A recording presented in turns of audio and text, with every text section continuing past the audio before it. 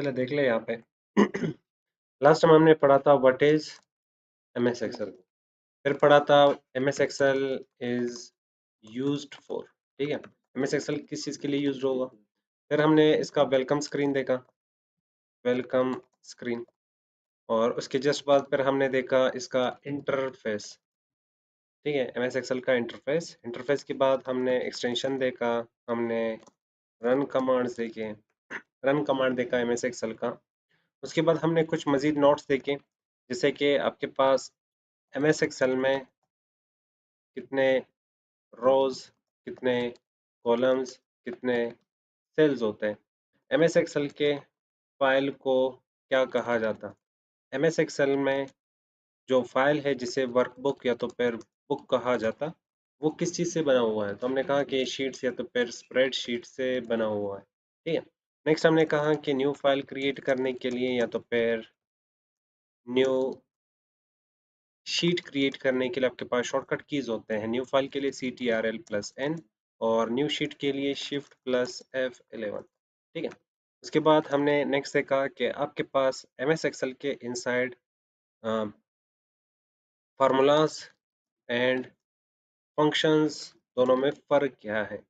Formulas में आपके पास operators आते हैं, फंक्शंस में आपके पास कैलकुलेशन या तो फिर ऑपरेशन का नाम आता है। ठीक है, अब नेक्स्ट यहाँ पे रेंज वर्सेस रेफरेंस समझते हैं। रेंज और रेफरेंस दोनों का मतलब क्या है। तो यहाँ से स्टार्ट हो जाता है आपका टुडे के टॉपिक्स। अगर आप चाहते हैं मेरी तरह टाइपिंग आप भी तेजी से कर लो तो कोर्स को चेकआउट कर लो, फ्री में आपको टाइपिंग सिखाया जा रहा है। ठीक है, सर्च कर लेना नसीब कोड स्टूडियो। ठीक है, टाइपिंग कोर्स इंटर, तो आपको यहाँ पे मिल जाएगा टाइपिंग क्रैश कोर्स, और ये आपको टाइपिंग पूरा सिखा देगा। टोटल ये 24 मिनट की वीडियो है। 24 मिनट में आपको आपका जो 2 मंथ का टाइपिंग कोर्स है वो पूरा मौजूद, और यहाँ पे आपके चैप्टर्स भी मौजूद हैं। क्या आपको ज़ाहिर बात है, अगर आपको ऑफिस आती है टाइपिंग नहीं आती तो एक लेटर डेटा एंट्री कितने टाइम में करोगे, मसला होगा ना। तो टाइपिंग मस्ट है, ये बेस है आपका। ये बेस क्लियर कर लो, फिर उसके बाद आप आगे बढ़ो। तो इसमें ओवरऑल आपको यहाँ पे लेसन्स दिए गए हैं। सबसे पहले इंट्रोडक्शन, हाथ कैसे बिठाना है, फिंगर्स के नाम क्या है, फिंगर्स कैसे बिठाने हैं। उसके बाद यहाँ पे लेसन 1 से लेकर लेसन 8 तक आपका ये पूरा कोर्स है। ठीक है, जिसमें आपको टाइपिंग सिखाया जा रहा है, और फिर यहाँ पे टाइपिंग के रिसोर्सेज जिसके थ्रू आप अपना टाइपिंग स्पीड बूस्ट कर सकते हो। एक एक लेसन करने में आपको ऑलमोस्ट एक एक दिन लगेगा, कभी कभी 2 दिन 3 दिन भी लग सकते हैं। तो ये ओवरऑल आपके 2 मंथ का कोर्स है जिसको 24 मिनट में आपको यहाँ पे दिया गया है। उसका फायदा उठा लो। अरे समझ। अच्छा, आज के टॉपिक सबसे पहला कि हमारे पास यहाँ पे सेल रेफरेंस होता क्या है। सेल रेफरेंस, तो विंडो+R एक्सेल टाइप करते हैं और हम यहाँ पे एक्सेल को ओपन करते हैं। अब अगर मैं किसी भी सेल पे क्लिक करता हूँ तो इस सेल का खुद का लोकेशन होगा। ठीक है, और वो लोकेशन बन के आ जाता है यहाँ पे कॉलम एंड रोज के कॉम्बिनेशन से। स्टार्ट में कॉलम का नाम लगता है, बाद में आपके रो का नाम। तो मतलब इस सेल का नाम मैं कह सकता हूँ कि E7 है। अरे समझ। चलो अब आपकी बारी है, इस सेल का नाम बताओ। जी, और यहाँ से आ जाएगा 13, ये बन जाएगा G13। इस सेल का नाम B10। ठीक है, और अगर मैं थोड़ा सा जूम आउट कर लूँ, इस सेल का नाम N9। ठीक है, और यही सेम चीज आपको यहाँ पे भी बताया जा रहा कि आपके पास इस सेल का नाम क्या है, N9 है। ठीक है, तो ये सेल रेफरेंस होती है और सेल एड्रेस होती है कि आपको यहाँ पे जो सेल का नाम बताया जाता वो बेस्ड ऑन कॉलम्स एंड रोज होता। नेक्स्ट यहाँ पे बात करते हैं सेल सिलेक्शन की, जिसमें आपके पास रेंज आ जाता और आपके पास मल्टी रेंजेस सिलेक्शन या तो फिर मल्टी सेल सिलेक्शन। जैसे कि यहाँ पे कर्सर पे गौर कर ले, ये जो आपको पॉइंटर यहाँ वहाँ दिख रहा है, एमएस वर्ड में ये ऑलमोस्ट 2 टाइप का आपको मिल जाता है। एक आपके पास ऑब्जेक्ट सिलेक्शन के लिए था, दूसरा टेक्स्ट सिलेक्शन के लिए था। पर इसमें आपके पास ये वाला जो पॉइंटर है ये ऑलमोस्ट आपको 3 और 4 किस्म का मिल जाता। जैसे कि यहाँ पे अगर मैं कर्सर रखता हूँ तो देख लो यहाँ पे आपको प्लस, मोटा सा प्लस सिंबल दिख रहा होगा। ठीक है, ये जो मोटा सा प्लस सिंबल है इसको हम सिलेक्शन के लिए यूज करते हैं। ठीक है, हम यहाँ पे लिखते हैं पॉइंटर बिहेवियर। ठीक है, और इसमें आपके पास सबसे पहले प्लस जैसा, सारे प्लस ही होते पर प्लस मोटू सा। ठीक है, इसके थ्रू हम क्या करते हैं, मैंने कहा सिलेक्शन। अरे समझ, जब आपको ये वाला प्लस सिंबल दिख रहा है तो समझ ले ये वाला जो प्लस सिंबल है ये वाला, इसके थ्रू हम सिलेक्शन कर सकते हैं। ये मैंने सेलेक्ट कर लिया, एक से ज्यादा सेल सेलेक्ट कर लिए, मैंने यहाँ पे एक से ज्यादा कॉलम सेलेक्ट कर लिए। ठीक है, मैंने यहाँ पे एक से ज्यादा रो सेलेक्ट कर लिए। अब अगर मैं एक सेल को सेलेक्ट करता हूँ, कंट्रोल की पकड़ के रखो, दूसरे सेल पे क्लिक कर लो, तीसरे सेल पे क्लिक कर लो, तो मतलब ये हुआ आपके पास मल्टी सेल सिलेक्शन। सबको एक साथ यहाँ पे जो प्रॉपर्टीज आपने एमएस वर्ड से पढ़े हैं उनको यहाँ पे अप्लाई कर सकते हो। और सेम इसी तरह अगर हम यहाँ पे ये रेंज सेलेक्ट करते हैं, कंट्रोल की पकड़ के रखते हैं, तो हम यहाँ पे कुछ इस टाइप के मल्टीपल रेंजेस सेलेक्ट कर सकते हैं। समझ आ रही है? ठीक है, तो ये मल्टी रेंज सिलेक्शन है। मल्टी रेंज सिलेक्शन आपका हेल्प करता है कि एक साथ मल्टीपल जगहों पे काम कर लो। तो हम यहाँ पे ये वाला जो सिंबल आपको दिख रहा है, इस सिंबल के साथ हम कंबाइन कर रहे हैं CTRL मतलब कंट्रोल की। ठीक है, आ रही होगी समझ। इसके बाद एक और आपको यहाँ पे पॉइंटर मिल जाता है। मान ले इस सेल में मुझे कुछ लिखना है, तो मैं डबल क्लिक करूंगा तो देख लो अब आपका जो पॉइंटर है वो जो मोटा सा प्लस सिंबल आ रहा था उससे ये कन्वर्ट हो गया किस चीज में, कर्सर में। अरे समझ, इसको कर्सर कहा जाता है। इसका मतलब इस वाले सेल में आप टाइप कर सकते हो, यहाँ पे आप सिलेक्शन कर सकते हो, सिलेक्शन, इसके इर्द गिर्द सिलेक्शन का आपके पास पॉइंटर आ रहा है। पर यहाँ पे इंसर्ट जैसे ही चले जाते हो तो देख लो अब आ रहा है कर्सर यहाँ पे टाइपिंग का।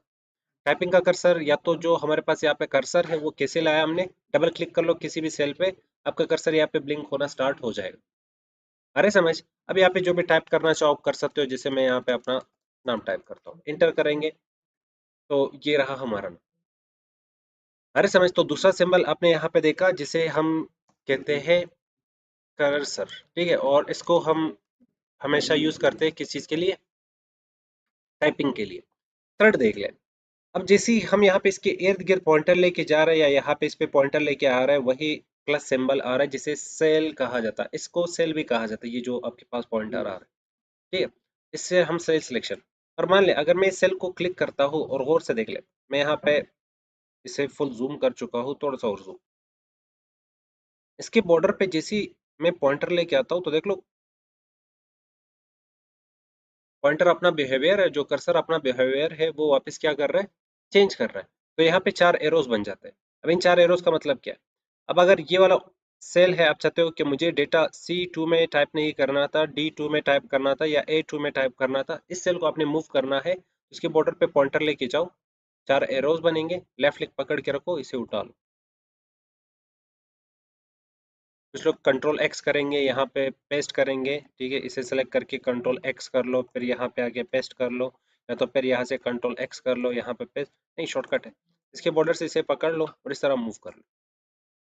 समझ आ रहा है? तो आपके पास नेक्स्ट था 4 एरोज पॉइंटर, और इसमें इसको आप यूज करते हो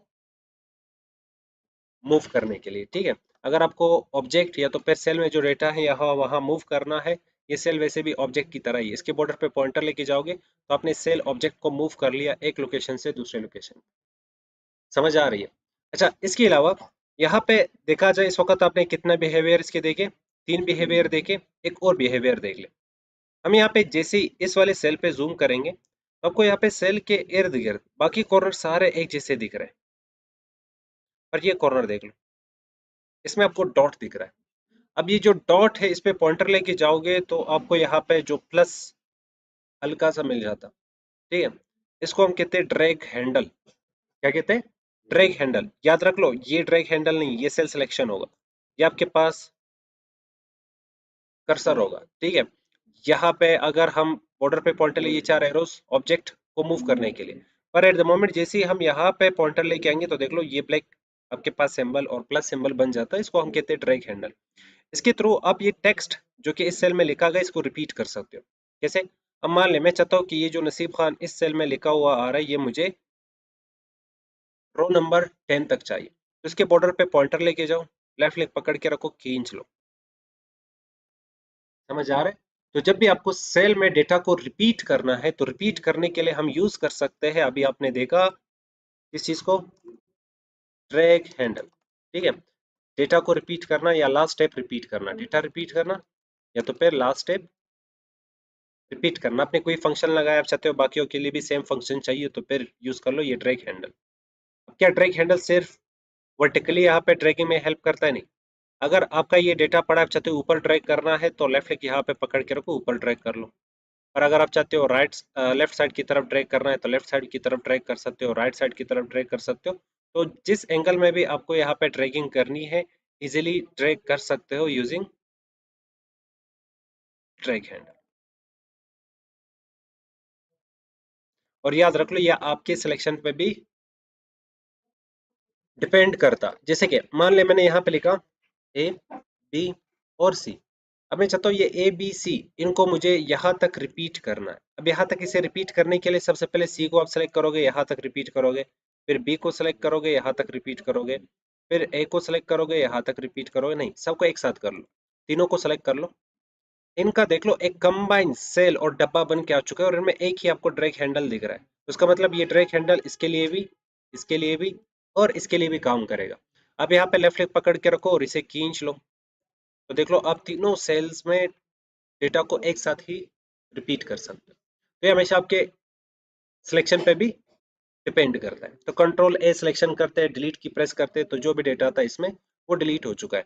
तो ऑलमोस्ट आपको यहाँ पे कभी भी इन फ्यूचर प्रॉब्लम नहीं आएगी कि पॉइंटर में आपके पास अगर ये कर्सर आ रहा है तो इसका मतलब क्या है, या तो फिर अगर ये कर्सर आ रहा है जिसके स्टार्ट और हर लाइन के लास्ट और स्टार्ट में एरो है, या तो फिर आपके सामने ये मोटा सा सिंबल आ जाता।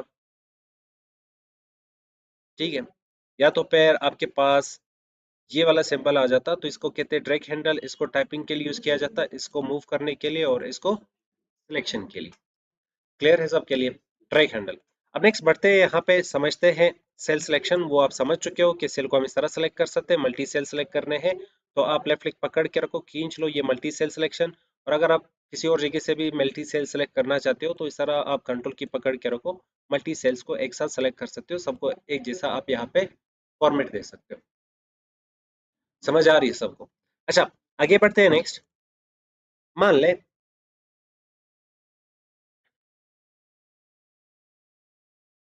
यहाँ पे स्टार्ट में कुछ फॉर्मेटिंग कर दे, पर उससे पहले यहाँ पे मैंने कुछ नंबर्स लिखे, 1 2 3 और फिर ये 4 और ये हो गया 5।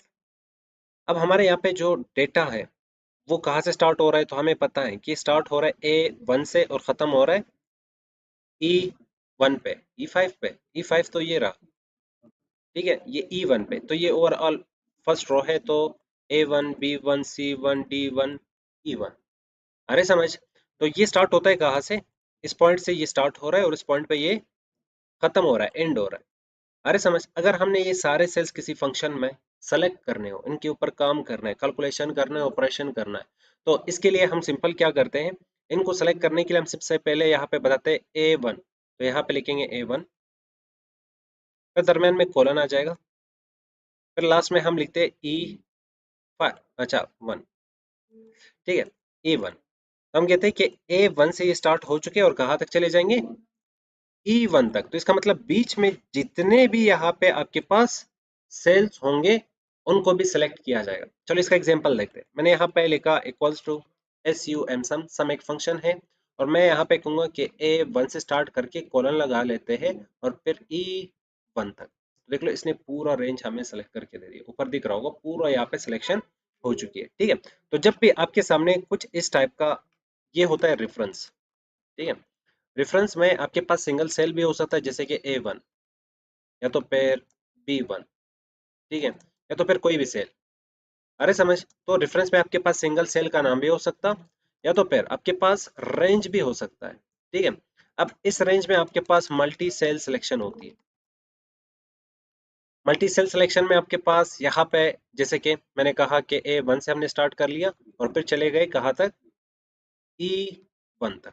ठीक है, तो इसमें हम कहते हैं कि यहाँ पे हमने एक रेंज सेलेक्ट कर लिया जो कि स्टार्ट इस पॉइंट से होती है और खत्म इस पॉइंट पे होती है, तो इसके बीच में बाकी सेल्स भी सेलेक्ट हो जाएंगे।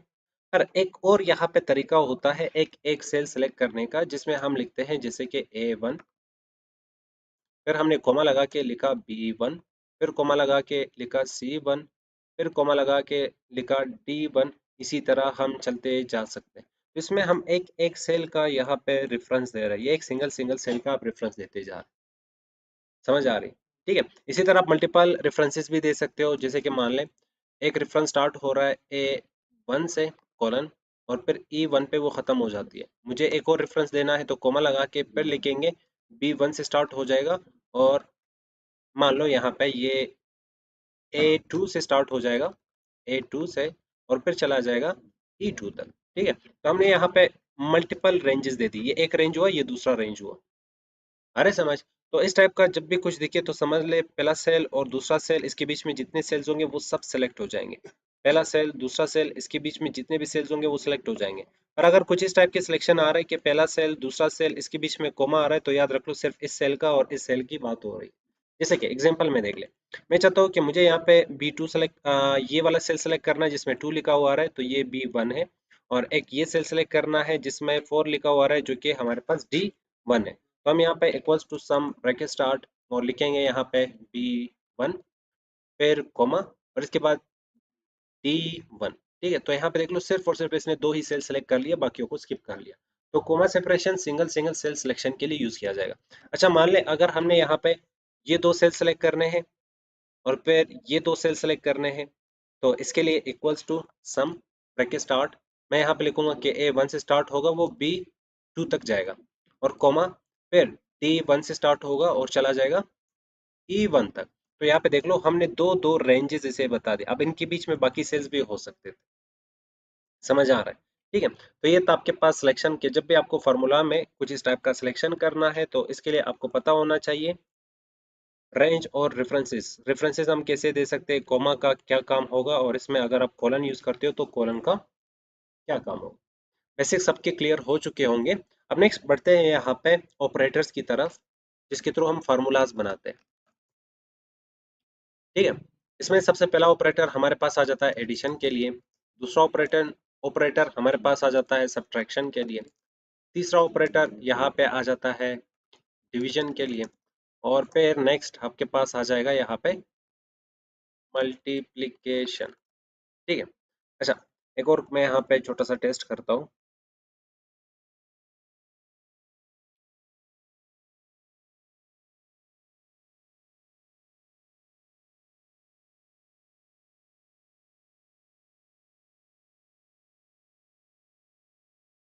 एक आपके पास ये नेक्स्ट सिंबल आ जाता है जिसके थ्रू आप फाइंड कर सकते हो पावर को।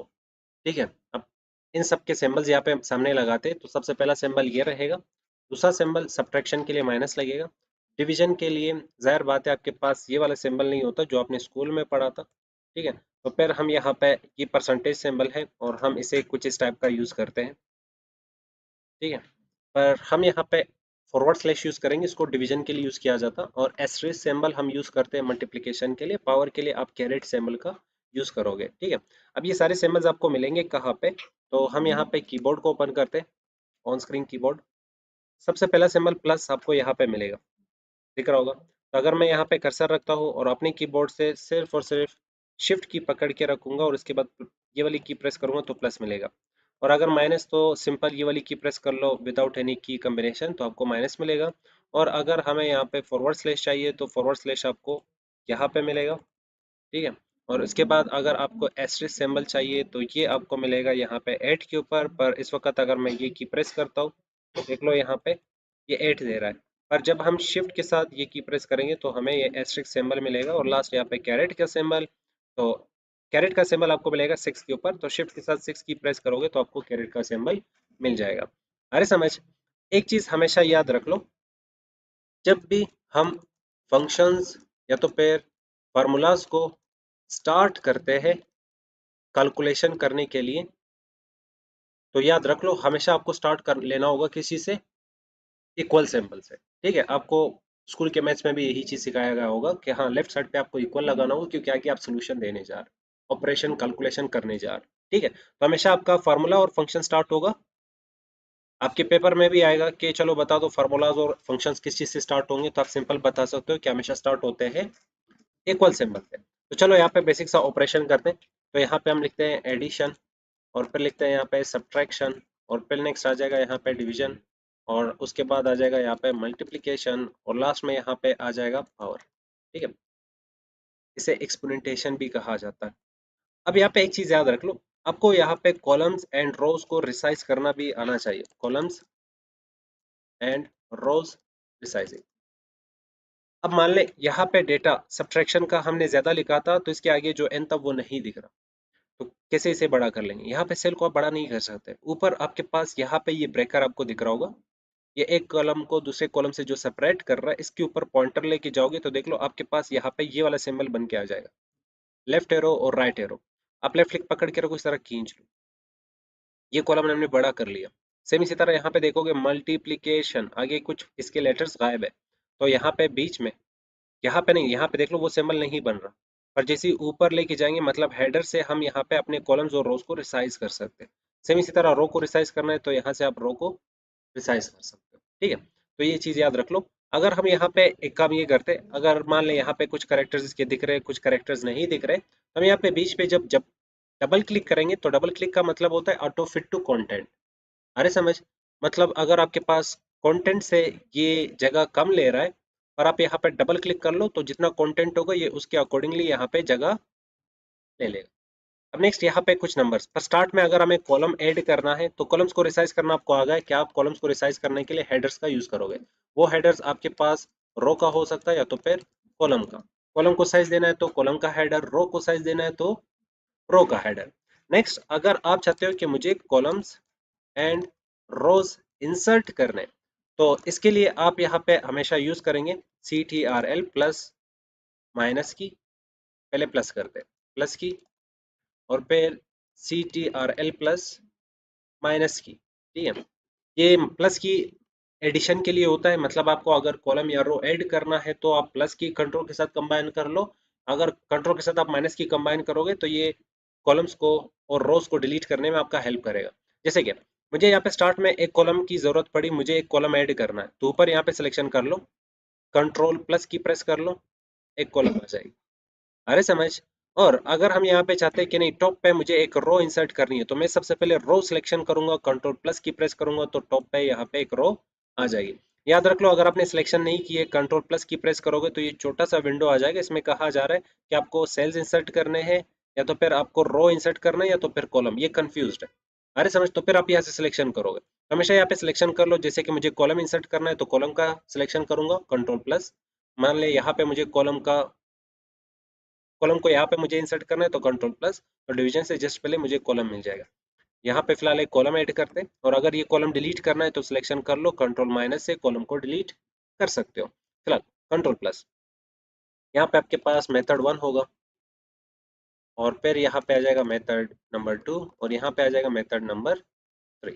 ठीक है, और इनको हम यहाँ पे सेलेक्ट करके नीचे लेके आ जाते हैं। यहाँ पे दो नंबर्स आ जाएंगे। ठीक है, इनको और इनको भी सिलेक्ट करना है एक साथ, बोल। अच्छा नेक्स्ट, यहाँ पे कुछ नंबर्स हम इंसर्ट करते हैं, और नंबर्स का हम यहाँ पे कलर रेड रख के इनको यहाँ पे बोल्ड करते हैं, और यहाँ से बॉर्डर भी अप्लाई करते हैं। ये चीज़ें आपने पढ़े MS वर्ड में। ठीक है, कुछ इसमें मुश्किल नहीं है। यहाँ पे कुछ नंबर इंसर्ट करते हैं रैंडम से।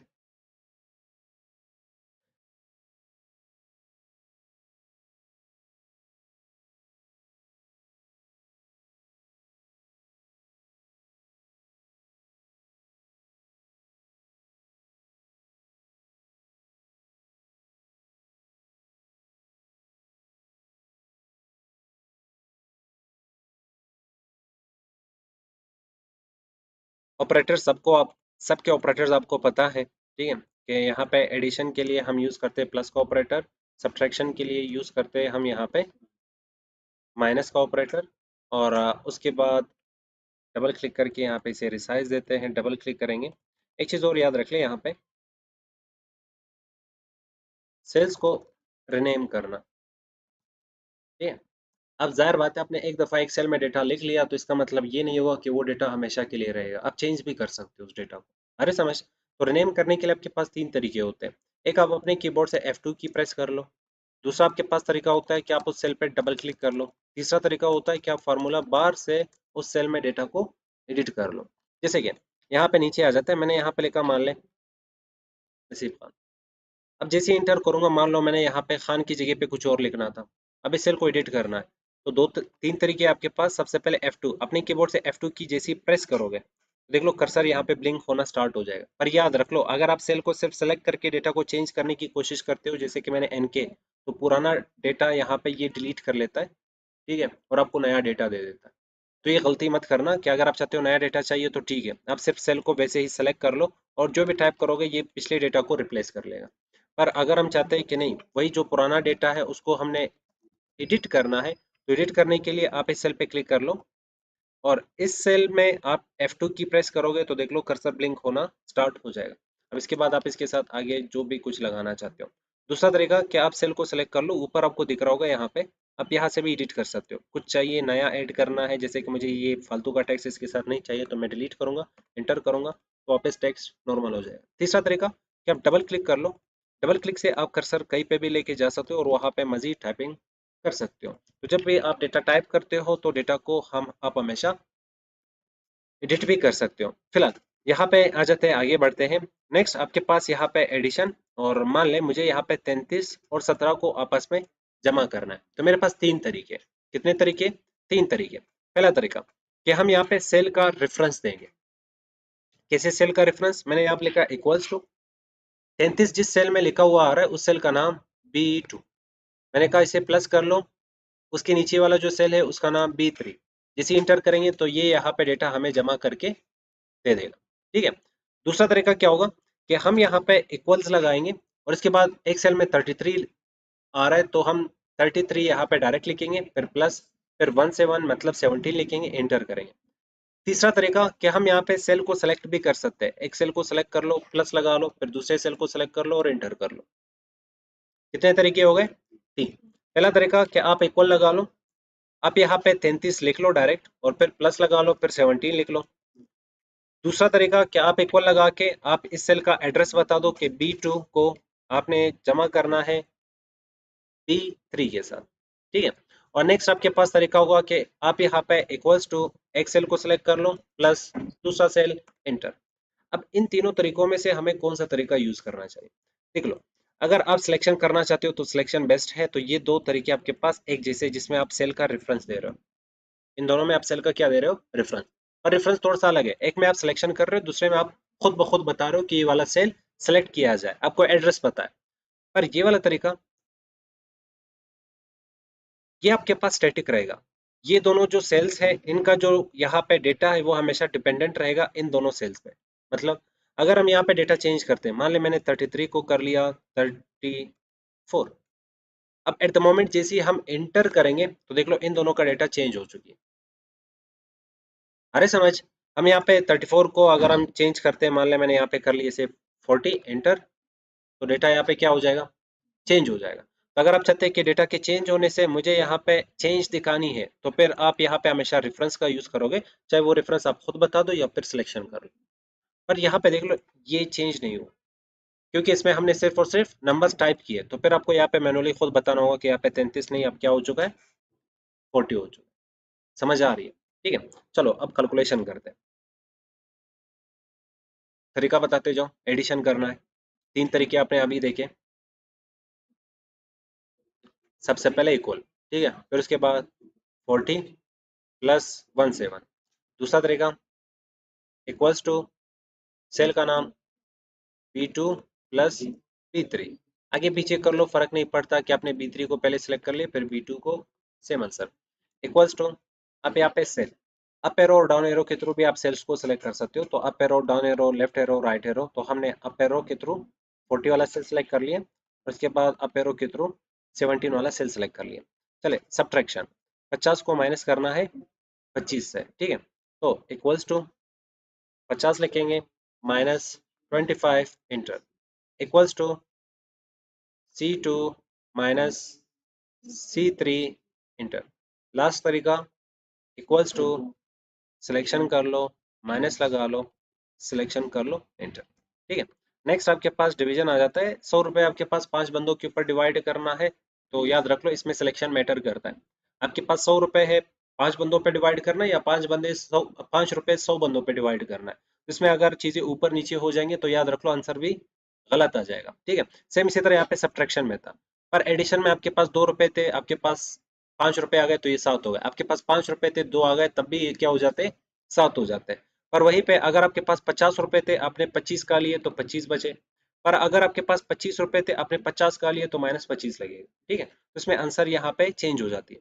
अब चलो इन दोनों को 100 को डिवाइड करना है 5 पे, तो इक्वल्स टू 100, कौन सा सिंबल लगेगा, परसेंटेज, फॉरवर्ड स्लैश। ठीक है।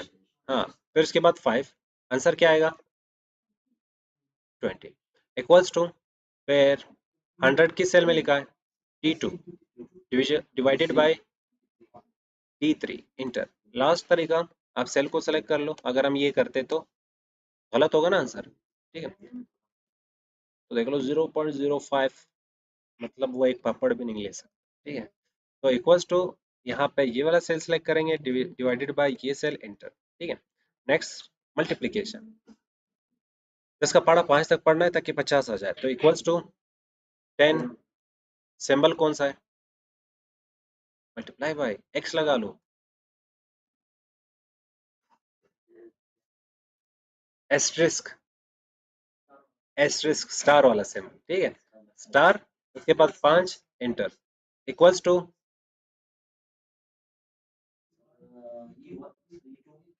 E2 star E3, enter. ठीक है, लास्ट सेल का सिलेक्शन कर लो, एस्ट्रिस्क लगा लो, और पे ये वाला सेल।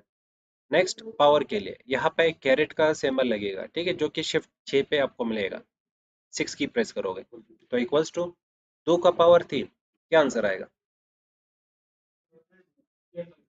9 आएगा। माशाल्लाह, ये कौन सा स्कूल है जो जिसने आपको बताया कि 2 का पावर निकालने पे 2 का पावर 3,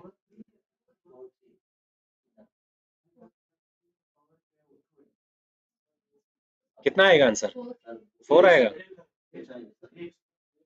हम क्या कह रहे हैं कि 2 का पावर 3, तो 2 मल्टीप्लाई बाई 2 मल्टीप्लाई बाई 2, तो 2 2 जा 4, 4 2 जा 8, तो चलो इक्वल्स टू 2, एस आपके पास caret symbol 3, enter 8, equals to cell का नाम F2 caret F3, enter. Last तरीका equals to cell select caret और फिर सेल सिलेक्शन। समझ आ गई। ठीक है, तो ये थे आपके पास ऑपरेटर्स जो कि आप मैथमेटिक्स में सबसे ज़्यादा यूज़ करते हो कैलकुलेशन और फार्मूलाज निकालने के लिए।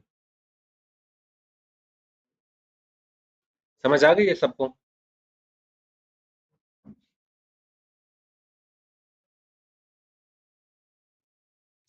चले अब पढ़ते हैं यहाँ पे कि कैसे आप जनरेट कर सकते हो रैंडम नंबर्स और प्रैक्टिस इन एमएस एक्सेल। सबसे पहला फंक्शन आप पढ़ने जा रहे हो। एमएस एक्सेल की दुनिया में फंक्शंस बहुत सारे, 600 प्लस फंक्शंस है और उससे भी ज्यादा। अरे समझ, तो सबसे पहला फंक्शन यहाँ पे जो हम पढ़ने वाले हैं वो रैंड बिटवीन। ठीक है, अब रैंड बिटवीन मतलब random numbers between two numbers. Random numbers आपको चाहिए दो नंबर्स के बीच, समझ आ रहा है, जैसे कि मुझे ना रैंडम नंबर चाहिए 10 और 20 के बीच में, तो 10 मेरा छोटी वैल्यू होगी और 20 मेरा बड़ी वैल्यू होगी और टॉप वैल्यू होगी। अरे समझ, तो रैंड बिटवीन फंक्शन का काम है आपको रैंडम नंबर्स जनरेट करके देना कि इनके थ्रू आप कैलकुलेशन और फंक्शंस को अप्लाई कर सको। जैसे कि यहाँ पे हम आ जाते हैं वापस एमएस एक्सेल की तरफ, फाइल बनाते हैं और शीट बनाते हैं। और शीट का नाम चेंज करने के लिए आप यहाँ पे किसी भी शीट पे डबल क्लिक कर लो। हम यहाँ पे इसका नाम चेंज करते हैं, यहाँ पे लिखते हैं, हमने अभी जो पढ़े उनको कहा जाता अरिथमेटिक ऑपरेटर्स। कौन से ऑपरेटर्स, अरिथमेटिक ऑपरेटर्स। तो यहाँ पे जो आपने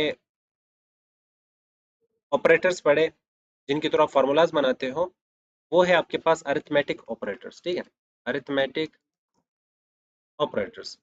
इसके अलावा और भी बहुत सारे टाइप के ऑपरेटर्स है, स्टेप बाय स्टेप हम उनको भी कवर कर लेंगे। फिलहाल हमने अरिथमेटिक ऑपरेटर्स कवर कर लिया, और अब रैंडम नंबर्स जनरेट करने के लिए हम यहाँ पे रैंडम नंबर्स जनरेट करने के लिए फंक्शन पढ़ते हैं जिसका नाम है रैंड बिटवीन। अब RAND जब आप लिखते हो तो देख लो आपके पास यहाँ पे इसके साथ मिलते जुलते यहाँ पे सजेशंस आ जाएंगे। मैंने कहा 600 और 700 प्लस आपके पास फंक्शंस होते हैं, तो यहाँ पे एक्सेल आपका हेल्प करता है कि R लिख लो, R वाले सारे फंक्शंस आपके सामने आ जाएंगे। आ रहे समझ? अगर हम यहाँ पे लिखते हैं AN और इसके बाद D, उसके बाद देख लो भी यहाँ पे आपके पास अभी भी 3 फंक्शंस आ रहे हैं जो कि इसके साथ रैंड के साथ मिलते जुलते हैं। इनमें से जो भी फंक्शन आपको चाहिए, जैसे कि इस वक्त हमारा काम है रैंड बिटवीन के साथ, तो अप एरो और डाउन एरो के थ्रू आप यहाँ पे सेलेक्ट कर लो अपने फंक्शन को और टैब की प्रेस कर लो, तो आपका रैंड बिटवीन वाला जो फंक्शन है वो खुद ब खुद कंप्लीट भी हो जाता है और ब्रैकेट भी आपको स्टार्ट करके दे देता है। अरे समझ? इसके बाद यहाँ पे गौर कर ले, ये जो आपके पास गाइडलाइन आ रही है आप इसे स्क्रीन टिप के दो, ठीक है? या तो फिर यहाँ पे जो आर्गुमेंट्स का आपको बॉक्स दिया जा रहा है कि ये किस टाइप के आर्गुमेंट्स लेता है, तो उसमें सबसे पहले बताया जा रहा है कि बॉटम वैल्यू आपको देना है और उसके बाद आपको कौन सी वैल्यू देना है, टॉप। और दोनों वैल्यूज के बीच में क्या आना चाहिए, यहाँ पे देख लो कोमा। याद रख लो कुछ जगहों पे या तो कुछ कंप्यूटर्स में उर्दू इंस्टॉल होती है और पूरे कंप्यूटर का सेटिंग उर्दू होती है, तो वहां पे फिर कोमा नहीं, आपको सेमी कोलन लगाने की जरूरत पड़ेगी। तो इस बॉक्स को हमेशा देखना है आपको कि यहाँ पे बीच में क्या आएगा, कोमा आएगा या तो फिर सेमी कोलन। तो फिलहाल हमारे केस में यहाँ पे कोमा आ रहा है, तो हमने बॉटम वैल्यू देनी है। जैसे कि मान लें मुझे 1 से नंबर स्टार्ट करने हैं और उसके बाद कोमा लगा लेंगे, तो कहा जा रहा है अब टॉप वैल्यू मुझे बता दो, तो टॉप वैल्यू मैं यहाँ पे 10 बता के एंटर करूंगा। अब 1 और 10 के बीच में एक रैंडम सा नंबर हमें मिलेगा, एंटर करेंगे तो देख लो हमें क्या मिला, 6 मिला, ठीक है? अगर हम इस पे डबल क्लिक करते हैं फिर एंटर करूंगा, चेंज हो जाएगा। फिर डबल क्लिक करेंगे क्योंकि इसका मतलब क्या, रैंडम बिटवीन 1 एंड 10। 1 और 10 के बीच में आपको हमेशा रैंडम नंबर मिलने वाला। रैंडम नंबर कभी 1 हो सकता है, कभी 2 हो सकता है, कभी 3, और इसी तरह 1 और 10 के बीच में होगा, 10 से ऊपर नहीं जाएगा, 1 से नीचे नहीं आएगा। तो जैसे जैसे आप यहाँ पे इसे रिफ्रेश करते जाओगे, देख लो ये रैंडम नंबर यहाँ पे चेंज करता जा रहा है। और अगर आप चाहते हो कि नहीं मुझे यही 9 ही चाहिए, इसको फिक्स करना, इसको फिक्स करने के लिए आप सिंपली इसे सेलेक्ट कर लो, अपने कीबोर्ड से कंट्रोल सी की प्रेस कर लो और इसके बाद ऑल्ट ई एस और यहाँ से सेलेक्ट कर लो किस चीज को, यहाँ पे ऊपर देख लो पेस्ट एज वैल्यूज। उसके बाद आपने ओके पे क्लिक करना है। फिर देख लो यहाँ पे हमने यहाँ पे रैंडम नंबर्स कैसे जनरेट होते हैं वो सीखा। उसके लिए हमने फंक्शन सीखा रैंड बिटवीन। तो रैंड बिटवीन यहाँ पे जो फंक्शन है वो सबसे पहले आपसे कौन सा नंबर लेता है, बॉटम नंबर, ठीक है? फिर उसके बाद आपसे टॉप नंबर। तो याद रख लो अगर आपने 1 से लेकर 10 के बीच में नंबर देने तो कुछ इस तरह से आपका साइंटिक्स होगा, पर अगर आपने स्टार्ट में 10 लिखा फिर 1 लिखा तो ये उल्टा नहीं जा सकता। स्टार्ट में आपको छोटा नंबर बताना होगा, बाद में बड़ा नंबर। तो यहाँ पे बॉटम नंबर आ जाएगा और उसके बाद आपके पास यहाँ पे टॉप नंबर। नेक्स्ट जब भी आप नंबर्स यहाँ पे पुट करते हो उसके बाद ये बार बार खुद को चेंज करता है, नंबर चेंज करके आपको देता है। तो मैंने कहा उस सेल को सेलेक्ट करके या तो उस रेंज को सेलेक्ट कर लो, इसके बाद आपने कॉपी करना है, तो कॉपी का तरीका CTRL प्लस सी, उसके बाद आप अपने कीबोर्ड से सिर्फ और सिर्फ ऑल्ट की प्रेस कर लो, फिर सिर्फ ई की प्रेस कर लो, फिर उसके बाद एस की प्रेस कर लो। उसके जस्ट बाद आपके सामने एक विंडो आ जाएगी, उस विंडो में आपको क्या सेलेक्ट करना है, वैल्यूज, और उसके बाद आपने लास्ट स्टेप में ओके करके खत्म करना। इजी है, जैसे आपका प्रैक्टिस हो जाएगा इन चीजों पे आपका हाथ बैठ जाएगा, फिर नहीं भूलोगे। अरे समझ? जैसे क्या, फिर हम यहाँ पे रैंडम नंबर चाहते हैं, मान लें इस दफा मैं रैंडम नंबर चाह रहा हूँ इस पूरे रेंज में। तो हम पहला तरीका ये कर सकते हैं कि सबसे पहले रैंडम नंबर इस सेल में इंसर्ट कर ले। तो फंक्शन का नाम आपने अभी पढ़ा, equals to rand between, up arrow और डाउन एरो के थ्रू सेलेक्ट कर लो, टाइम जाया नहीं करना। आप अप एरो और डाउन एरो के थ्रू सेलेक्ट करके टैब की जैसी प्रेस करोगे तो ये ऑटो कंप्लीट कर लेगा। अरे समझ? आप पूरा टाइप करना चाहो तो पूरा टाइप कर लो, ब्रैकेट लगा लो। बॉटम वैल्यू हमने कहा 1 और टॉप वैल्यू हमने कहा इसे 10 और ब्रैकेट लास्ट में क्लोज कर लो और इंटर कर लो। अब रैंडम नंबर हमें 7 मिल चुका है। अब यहाँ से इसे हम ड्रैग करेंगे क्योंकि ड्रैगिंग आपने अभी सीखी, और फिर इन सबको एक साथ सेलेक्ट करके ड्रैग करते इन्हें नीचे की तरफ। रैंडम नंबर्स बिटवीन 1 एंड 10 हमें मिल चुके हैं। याद रख लो किसी भी नंबर को अगर आप डबल क्लिक करके उसके फार्मूला को एडिट करके इंटर करोगे तो पूरे यहाँ पे जो नंबर है वो चेंज हो जाएंगे। अरे समझ? पर यहाँ पे आपको दिख रहा है इस वक्त 5, पर ऊपर देख लो फार्मूला बार में आपको फार्मूला में आपका फंक्शन दिख रहा है। अरे समझ? जैसे कि रैंड बिटवीन 1 एंड 10 के बीच से यहाँ पे एक नंबर आपको दिया गया, एक रैंडम सा नंबर, पर जैसे जैसे डबल क्लिक करके वापस एंटर करते हो तो देख लो ये क्या कर रहा है यहाँ पे, नंबर चेंज कर रहा है। तो मैं चाहता हूँ ये नंबर फिक्स हो जाए, तो ये नंबर्स को फिक्स करने के लिए सबको एक साथ सेलेक्ट कर लो। सिलेक्शन आपने सीखी, पहला स्टेप कंट्रोल सी, फिर सिर्फ ऑल्ट, फिर सिर्फ ई, फिर सिर्फ एस, और उसके बाद विंडो में वैल्यू सेलेक्ट करके ओके कर लो। तो कंट्रोल सी, ऑल्ट, ई, एस, विंडो आ जाएगी, इसमें आप वैल्यू सेलेक्ट कर लो, ओके कर लो। ठीक है, अब यहाँ पे अगर हम किसी भी सेल पे क्लिक करते हैं तो इसमें जो भी हमें दिख रहा है फॉर्मूला बार में भी वही हमें दिख रहा है। इसका मतलब अब इस सेल में फंक्शन मौजूद नहीं है, फंक्शंस खत्म हो चुके हैं। इसमें जो नंबर है वही नंबर हम यहाँ पे आप एडिट करेंगे। अगर जैसे कि मुझे यहाँ पे 10 नहीं चाहिए, 8 चाहिए, तो मैं 8 लिखूंगा, एंटर करूंगा, तो बाकी नंबर सारे यहाँ पे स्टैटिक और फिक्स्ड हो जाएंगे। एक दफा फिर बताओ, रैंडम नंबर हमें चाहिए 10 और 100 के बीच में, कैसे इंसर्ट करेंगे? Equals to rand, rand between 10 to 100। ठीक है, इसके बाद ब्रैकेट क्लोज करके इंटर करेंगे। अब ये तो एक्सेल में है, मान लो मुझे ये जी तक चाहिए, तो फिर ड्रैग करेंगे। ड्रैग हमारा काम कितना आसान कर रहा है। अब अगर ड्रैग नहीं होता तो आपको हर एक सेल में ये चीज, हर एक सेल में ये चीज बार बार टाइप करने की जरूरत पड़ती। अब सबको एक साथ सेलेक्ट करके नीचे मान लो मुझे 10 तक चाहिए, तो सबको एक साथ यहाँ पे ड्रैग कर लो 10 तक। अब मान लें किसी भी सेल पे डबल क्लिक करके उसके नंबर चेंज करोगे, या तो नंबर देखोगे, फंक्शन देखोगे, तो बाकी चेंज हो रहे, तो इसको फिक्स करने के लिए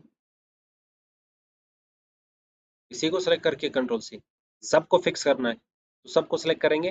बीच में कहीं पे भी कर्सर रखो, कंट्रोल ए प्रेस कर लो, तो जिस रेंज में आप मौजूद होंगे उस रेंज में जितने भी नंबर्स होंगे वो सारे सिलेक्ट हो जाएंगे, डेटा सिलेक्ट हो जाएगा। अब कंट्रोल सी, फिर alt E S, value select करके ओके पे क्लिक कर लो। ठीक है, अब अगर किसी भी सेल का हम डेटा चेंज करेंगे, जैसे कि 88 चाहिए, एंटर, तो बाकी यहाँ पे डेटा चेंज नहीं होगा। ठीक है, एक चीज याद रख लो, अगर हम यहाँ पे रेंजेस मल्टीपल बनाते हैं, जैसे कंट्रोल सी, यहाँ पे भी रेंज बन चुकी है, यहाँ पे भी रेंज बन चुकी है। अब अगर किसी भी रेंज में आपका कर्सर पड़ा हुआ है और आप वहाँ पे कंट्रोल ए प्रेस करते हो, तो सिर्फ उस रेंज मतलब इस सेल के इर्द गिर्द इसके आसपास जितने भी सेल्स थे, जितने भी डेटा था, वो सारा सिलेक्ट हो जाएगा। अब मान लें ये डेटा मुझे सेलेक्ट करना है, तो इस तरह मैनुअल सिलेक्शन मत कर लो, टाइम बचत करने के लिए बीच में कहीं पे भी कर्सर रखे कंट्रोल ए, वो पूरा रेंज सेलेक्ट हो जाएगा। ठीक है, अब कंट्रोल की पकड़ के रखो और फिर ये रेंज इसके साथ सेलेक्ट कर लो, फिर दोनों कंट्रोल और लेफ्ट क्लिक को छोड़ के फिर यहाँ पे कंट्रोल की पकड़ के रखो, ये रेंज सेलेक्ट कर लो।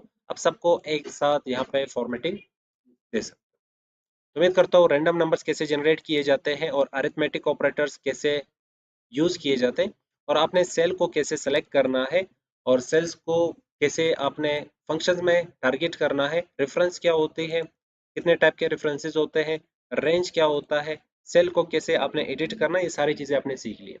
अब लास्ट चीज यहाँ पे याद रख ले, आपके पास यहाँ पे जब भी आप कैलकुलेशन करते हो तो आपको दो चीजें बताया जाता है, एक होता है ऑपरेंड और दूसरा होता है आपके पास ऑपरेटर। ठीक है, अब ऑपरेंड होता क्या है, तो जब भी आपने कहा कि A2, फिर आपने कहा कॉमा A3, आपने कहा कॉमा A4, तो मतलब आप जो सेल सेलेक्ट करते हो इन सेल्स को हम क्या कहते हैं, ऑपरेंड्स। ऑपरेंड्स मतलब जिनके ऊपर ऑपरेशन हो रहा हो। अरे समझ, अच्छा ऑपरेटर क्या है, टाइप ऑफ ऑपरेशन। ठीक है, जैसे कि अगर मैंने A1 को सेलेक्ट करके फिर दरम्यान में प्लस लगा के A2 को सेलेक्ट कर लिया, तो मैं कहूंगा कि A1 and A2 are operands. ठीक है, ये दोनों ऑपरेंड्स है, प्लस क्या है, ऑपरेशन। अब यहाँ पे सिर्फ सेल के नाम नहीं, यहाँ पे आपके पास डेटा भी आ सकता है, जैसे कि मैंने यहाँ पे लिखा 10 को मैंने जमा कर लिया 20 के साथ, तो 10 एंड 20 आपके पास क्या होंगे, ऑपरेंड्स, और प्लस क्या होगा, ऑपरेटर, या तो फिर टाइप ऑफ ऑपरेशन होगा।